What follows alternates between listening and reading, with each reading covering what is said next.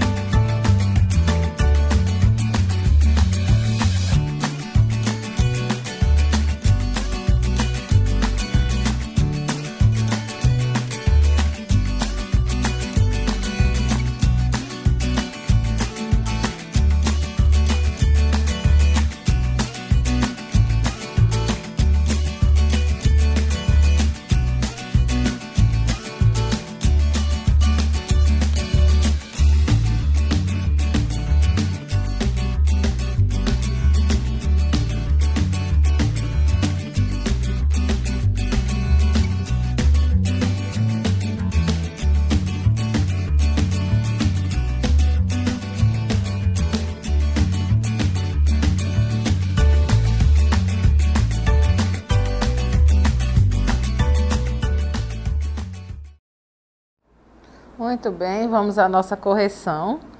Nessa primeira questão, a gente perguntou de vocês a respeito aí dos epitélios, Então vamos lá. Os epitélios de revestimento podem ser classificados em relação ao número de camadas celulares e à forma das células presentes. Existem epitélios que apresentam apenas uma simples camada de células, entretanto, estas estão dispostas em diferentes alturas, conferindo ao tecido a impressão de que se trata de um epitélio formado por mais de uma célula. Esse tipo de tecido epitelial, em relação ao número de camadas celulares, recebe o nome de A. Tecido epitelial simples estratificado, B. Tecido epitelial cúbico, C. Tecido epitelial de transição, D. Tecido epitelial pseudoestratificado ou E. Tecido epitelial estratificado. Então, a resposta correta, né? Vamos ver o que os nossos alunos marcaram. Primeiramente, a gente tem ali, deixa eu ver, o Marcos Vinícius marcou a letra C, de casa. Ana Júlia marcou a letra D. Angelina marcou a letra D também.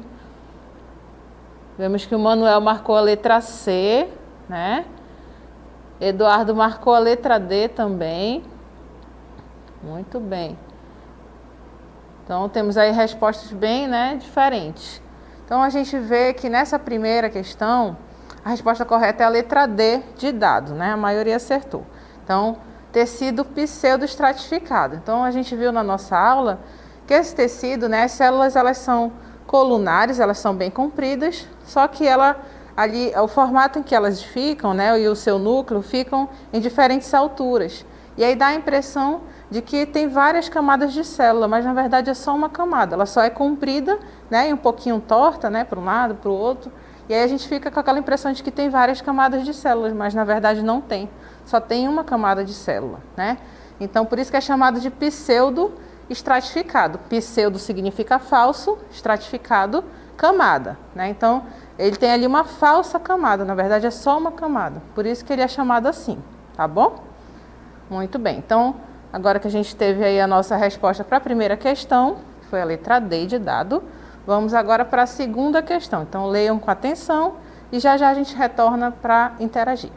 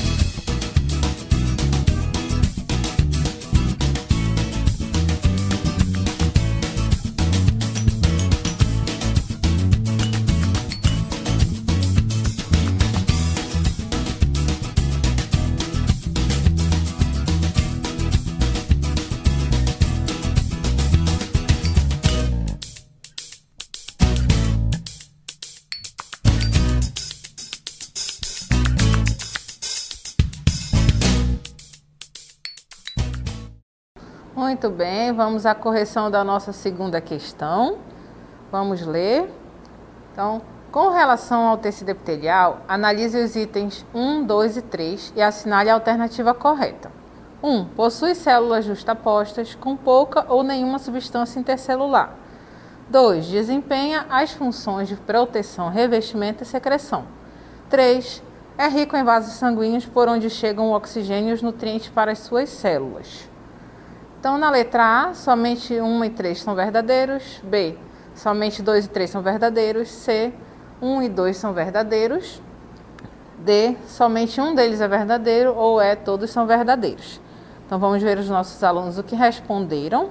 Então, a Ana Isabelle marcou a letra C. Eduardo também. Roger também marcou a letra C. A Ianara também marcou a letra C. Já ali a Maria, acho que a Maria Angelina marcou a letra D de dado. Luiz Fernando marcou a letra C, né? Assim como Ana Carolina já falei, Leonardo marcou a letra C também. Abidiel também marcou a letra C, então estão em dúvida entre a letra C e a letra D, né? Então vamos ver qual é a resposta correta para essa questão.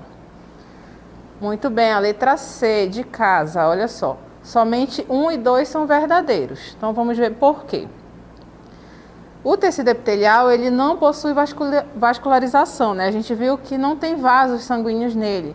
Os vasos sanguíneos ali que estão ao redor, que vão ajudar a nutrir esse tecido, estão, na verdade, ali na lâmina basal, que é constituída de tecido conjuntivo, tá? Então, o tecido epitelial não possui a vascularização, não possui os vasos sanguíneos.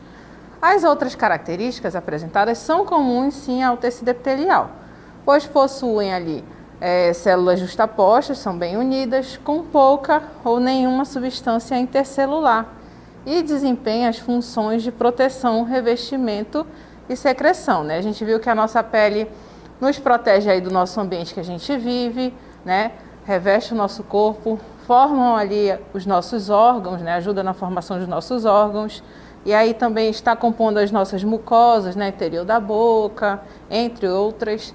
Também tem a função de secreção, né? O tecido epitelial também vai formar ali o tecido epitelial glandular, que são as glândulas que têm diversas funções no nosso corpo. A gente viu que tem glândulas no nosso cérebro, na boca, né? Acima dos nossos rins, o nosso pâncreas. Então a gente tem aí as glândulas por todo o corpo que desempenham diferentes funções, né? E aí, a única coisa que o tecido epitelial não possui é a vascularização, os vasos sanguíneos, tá bom? Então, vamos agora para a nossa terceira questão. Prestem bem atenção, daqui a pouco a gente volta para interagir.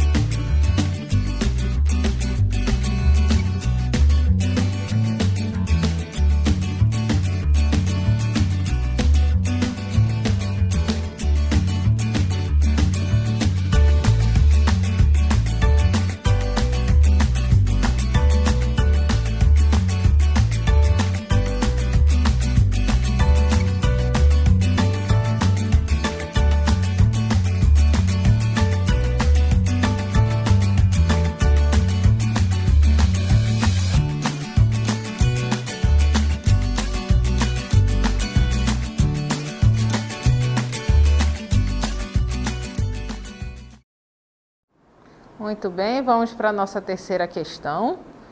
Sabemos que as glândulas são classificadas de acordo com o modo que liberam a secreção em endócrinas, exócrinas e mistas.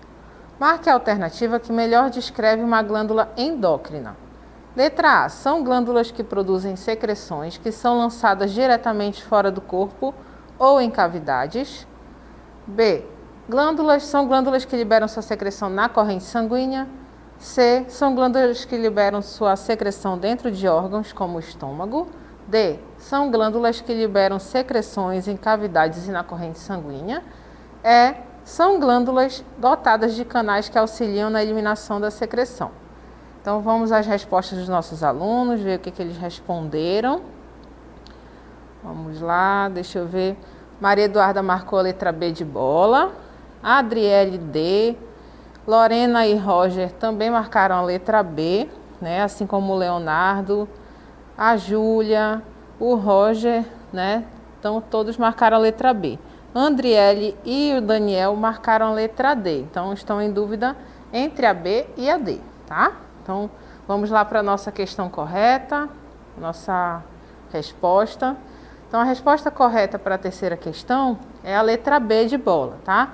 Então, são glândulas que liberam, né, que são as glândulas endócrinas, liberam sua secreção na corrente sanguínea. Então, as glândulas endócrinas são aquelas que vão liberar as secreções diretamente no sangue, e aí as secreções produzidas por essas glândulas são chamadas de hormônios, tá? Então, por isso que é chamada de endócrina. Endo quer dizer dentro, né? Então, elas liberam as secreções ali dentro, dos vasos sanguíneos, que vão circular por todo o nosso corpo e vão levar os hormônios para o lugar correto, né? Então, por exemplo, a gente tem uma glândula aqui na nossa cabeça, a hipófise, que em um dado momento ali da puberdade, ela vai liberar um hormônio. Esse hormônio vai chegar até os ovários nas meninas ou nos testículos dos meninos e já vai começar ali o processo, né, da adolescência, da produção de alguns hormônios, a maturação dos órgãos sexuais, e aí é quando a menina vai começar a menstruar, tá? Então, esse hormônio é produzido aqui na base do meu cérebro, né, na hipófise.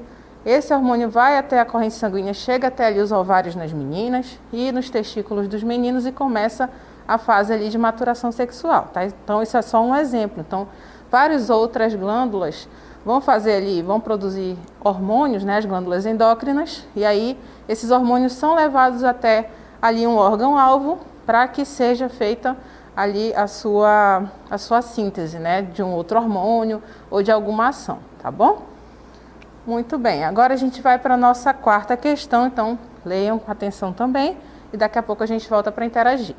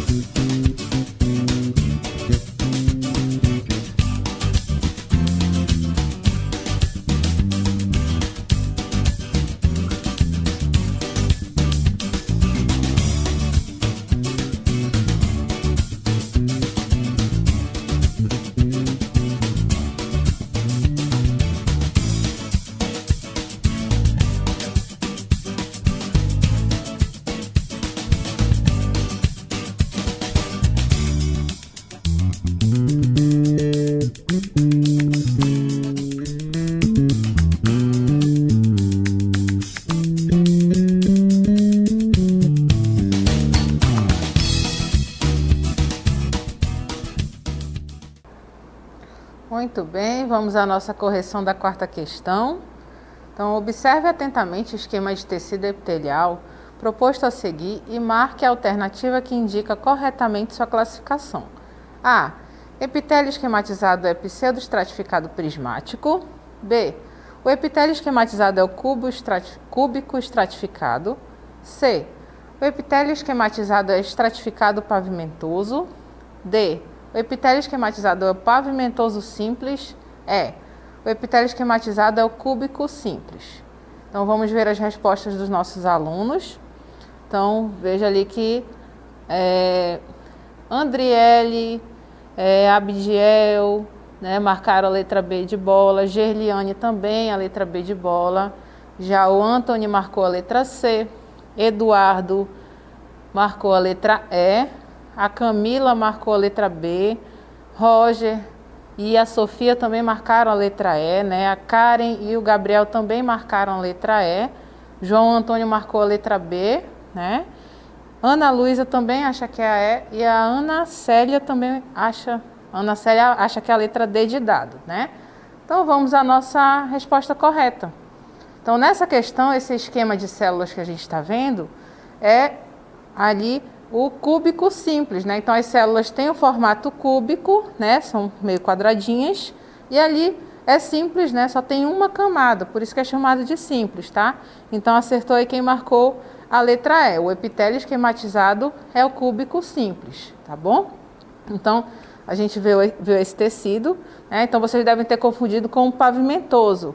O pavimentoso ele é mais fino, mais achatado. Lembra que eu falei na aula de ontem que esse pavimentoso ele parece ele mesmo uma cerâmica, né? Lembrem de piso, né? Ele é achatadinho e aí ele é ali como se fosse uma célula, na verdade, de transição. É quando um certo tecido de um determinado órgão vai se formar ainda. Então, temos aí um epitélio pavimentoso, tá? Então, nessa imagem dá pra gente ver bem direitinho que as células elas são quadradinhas, ou seja, elas são cúbicas, tá? E a gente chama de simples porque tem só uma camada de células. Se tivessem várias camadas, né, seria estratificado, tá? Então, epitélio esquematizado que a gente vê aí, a gente tem aí somente o cúbico simples, tá? Então, por possuir apenas uma única camada de células cúbicas, esse epitélio é classificado como cúbico simples, tá bom? Então, agradeço a participação de vocês e aí daqui a pouco a gente retorna para mais aula.